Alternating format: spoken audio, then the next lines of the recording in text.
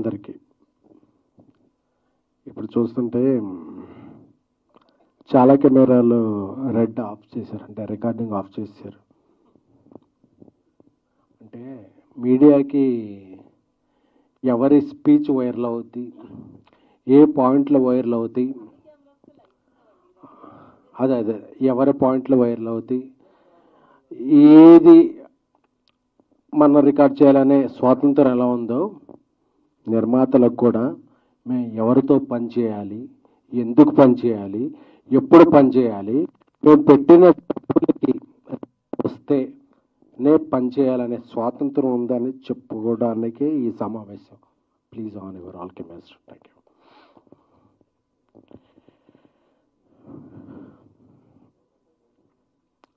Love you all. అందరూ కూడా 30% పెంచండి, 20% పెంచండి, 40% పెంచండి అంటున్నాం. 30లు 40లు ఏంటి సార్, 50% పెంచేద్దాం. ఎందుకు 30 ఎందుకు? బట్ మా నాన్ థియేటర్లు ఎవరు క్లోజ్ చేస్తారు, మా థియేటర్స్కి ఎవరు రప్పిస్తారు, మా పెట్టిన డబ్బులకి ఎవరు చేస్తారు, ఎవరైనా బాధ్యత తీసుకుంటే 30 ఏంటి సార్, 40, 50 ఎనీథింగ్ విల్ ఇంక్రీజ్. దీనికి ఎవరన్నా రెస్పాన్సిబిలిటీ తీసుకునేవారు ఉన్నారా? ఫెడరేషన్ అధ్యక్షులు ఇప్పుడు అనిల్ వల్లభనేని గారు, వాట్ ఎవర్ ఎనీ వన్. ఇక్కడ ఏంటంటే గుడ్డు పెట్టే కోడికే నొప్పి తెలుసుద్ది అన్నప్పుడు నిర్మాతలు ఒక్కళ్ళకే ఆ పెయిన్ తెలుసుద్ది. అరే ఇంత డబ్బులు వెళ్ళిపోయినాయి కదా, ఈ డబ్బులు వెనక్కిలా తీసుకురావాలి. రాయలసీమలో ఒక ఫైనాన్షియల్ దగ్గర వడ్డీకి తీసుకున్నాం, ఈ డబ్బు ఎలా రికవర్ చేయాలి.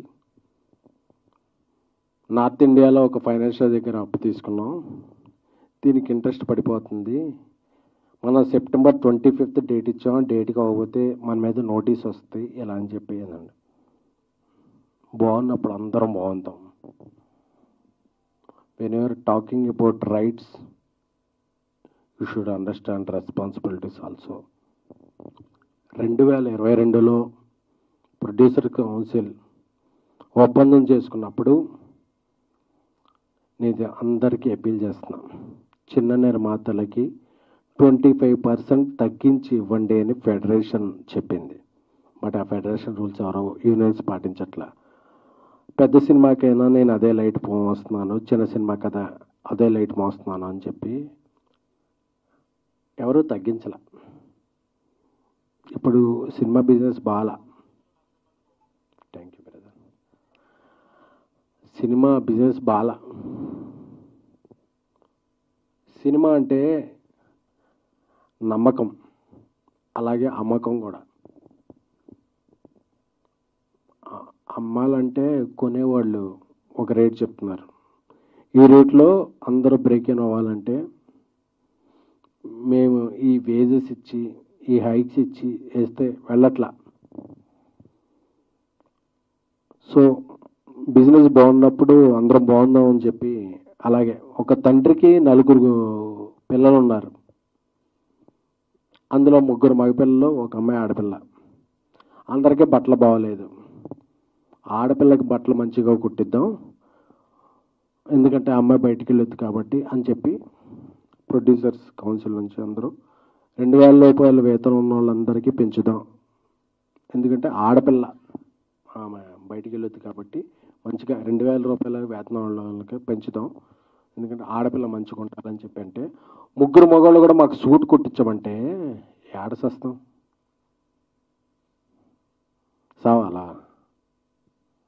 ప్రొడ్యూసర్స్ సావాలా?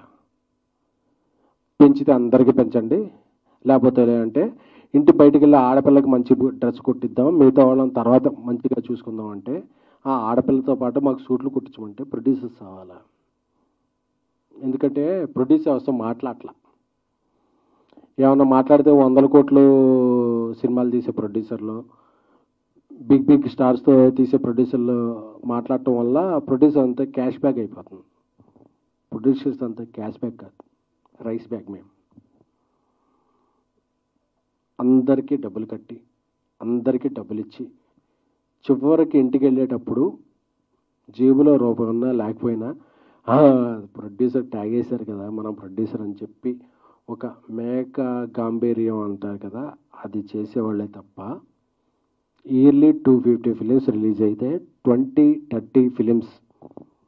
చాలామంది పెద్దలు కూడా చెప్పేస్తున్నారు ప్యాన్ ఇండియా సినిమాలు అయిపోతున్నాయి, టికెట్ రేట్లు పెంచేసాము అది అని చెప్పి. అది చిన్న నిర్మాతలకి మిడ్ రేంజ్ నిర్మాతలకి ఏం ఒత్తిచ్చు, మా కష్టాలు వేరు. అందుకే ఈ ప్రెస్ మీట్ ఈరోజు. ఎందుకంటే ప్రొడ్యూసర్లో మాట్లాడక, సోషల్ మీడియాలో ఇది వెళ్ళక, నేను చూస్తుంటే సోషల్ మీడియాలో అందరూ కూడా హీరోలకు వందల కోట్లు ఇచ్చేస్తారు. వందల కోట్లు ఇచ్చేవాళ్ళు ఒకళ్ళో ఇద్దరు హీరోలు ఉన్నారు తప్ప మిగతా వాళ్ళందరూ కూడా. నేను ఇప్పుడు చెన్నై లవ్ స్టోరీ సినిమా చేస్తున్నాను. నా హీరో దగ్గరికి వెళ్ళి కిరణాపురంకి, బ్రదర్ మనకి ఇలా సిచ్యువేషన్ ఉంది, ఇలాగా మనం కొంచెం ఈ శాటిలైట్ ఓటీటీ ఇవన్నీ ఉన్నాయి కాబట్టి మనం ఇలా చేద్దామంటే, అన్న మంచి సినిమా చేస్తున్నాం, నాకు ఎలా అయినా ఓకే, మీరు బాగుండండి, మనం బాగుందాం అని నా హీరో నాకు ఇది ఇచ్చాడు. అలా ఏ హీరోనైనా నాకు మొత్తం పలికారా, నా వెంట నిలిచారా, మీరు అలా చస్తే చావండి మాకు 30% ఇవ్వండి అంటే ఇది ఏం న్యాయం, ఏం ధర్మం, ఏ సమాజంలో మనం ఉన్నాం? టికెట్ రేట్ల గురించి మాట్లాడుతున్నారు. టికెట్ రేట్లు 250 సినిమాలు రిలీజ్ అవుతుంటే ఒక 5, 10, 15, 7 సినిమాలకు పెంచుతారు. మిగతా సినిమాలకు మామూలు రేట్లు పెంచుతున్నా, మామూలు రేటు ఉంచుతున్నా థియేటర్కి జనాలు రాని సందర్భంలో పాన్ ఇండియా సినిమాలు అయిపోయాం, మీరందరూ బతికేస్తున్నారు కదా అంటే, అందరూ వాయిస్ వినిపించాలని వచ్చారు కానీ these are not rising producer, these are burning. మండిపోతున్నా అంటే, బర్నింగ్ అంటే కాలిపోతున్న ప్రొడ్యూసర్. We're like candles. మేము తగలబడిపోతూ ఇండస్ట్రీకి వెలుగునిస్తున్న ప్రొడ్యూసర్లే తప్ప we're not earning, we're learning this process.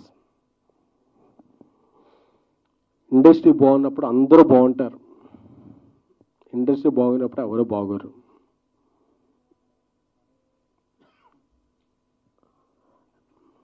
ప్రతి నాన్ థియేటర్కల్ సంస్థ ఈ సినిమా ఈ టైంకి మీరు సినిమా ఇస్తారా, ఈ టైంకి సినిమా ఇస్తారా మీరు అని డెడ్ లైన్లు పెడుతుంటే వాళ్ళ హెడ్లైన్లో ఎలాగ రావాలో తెలియక మేము సినిమాలు నిర్మిస్తున్నామే తప్ప ఇక్కడ ఎవ్వరికి, ఇక్కడ ఉన్న వాళ్ళు ఎవ్వరికి మేము ఈ సినిమా నుంచి డబ్బులు పట్టుకెళ్తామనేది లేదు.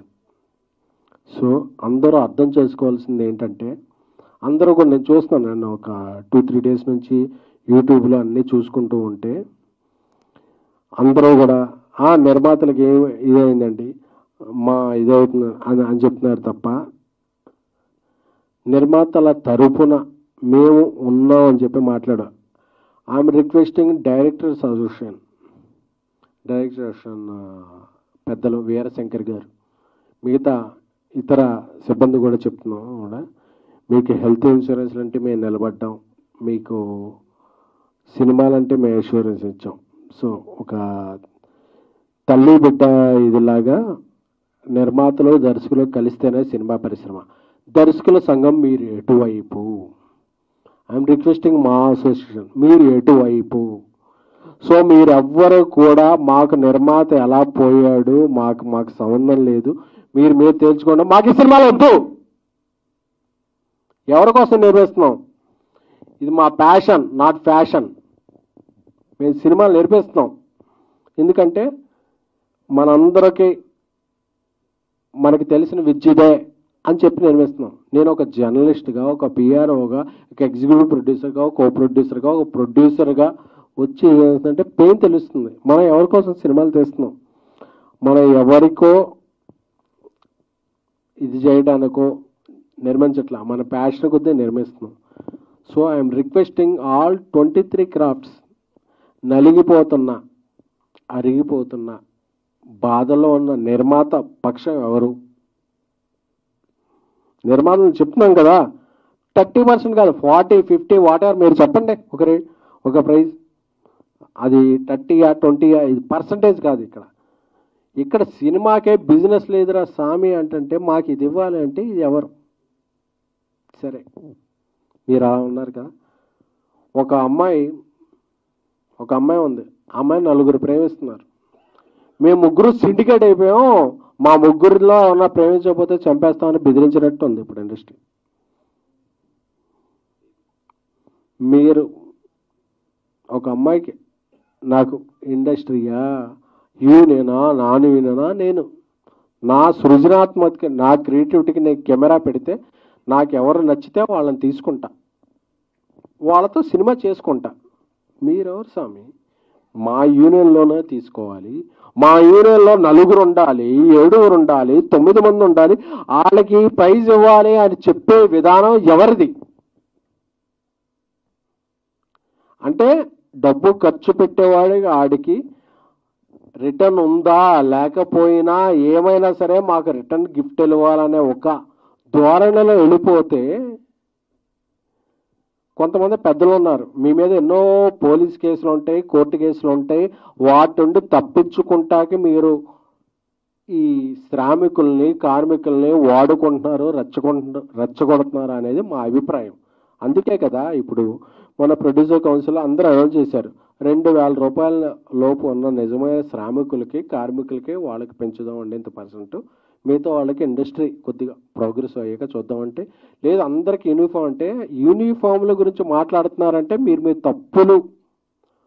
ఒప్పులు చేసుకుంటాకే మాట్లాడుకుంటున్నారు. అలాగే నాకు తెలిసి మీరు ఏ కోర్టు కేసుల్లోనూ మీ మీద కోర్టు కేసులు నడుస్తుంటే మీరు ఒక శ్రామికుల కార్మికుల పక్షం వహించకూడదు. ఎందుకంటే మీకు ఎజెండాలు ఉన్నాయి, మీరు ఎత్తుకునే జెండాలు వేరే ఉన్నాయి, అవి మాకొద్దు. మేము సినిమాలు తీసుకుని ఉంటాం, మేము బతుకుతాం, మేము 10 మందిని బతికిస్తాం. అది చెప్పడానికి